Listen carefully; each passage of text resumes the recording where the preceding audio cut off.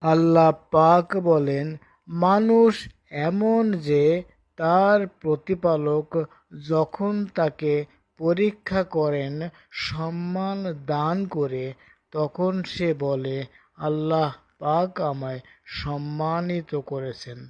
সূরা আল ফজর 15 আয়াত। অর্থাৎ মান সম্মান বর্জনীয়। মহান আল্লাহ পাক বলেন, কেউ সম্মান সুখ্যাতি চাইলে সে জেনে নিক, সম্মান সুখ্যাতি একমাত্র আল্লাহর জন্য।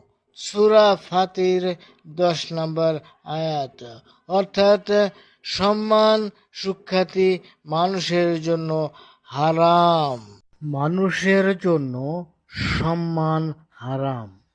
এ বিষয়ে আল্লাহ পাক বলেন, ওদের কথা যেন তোমাকে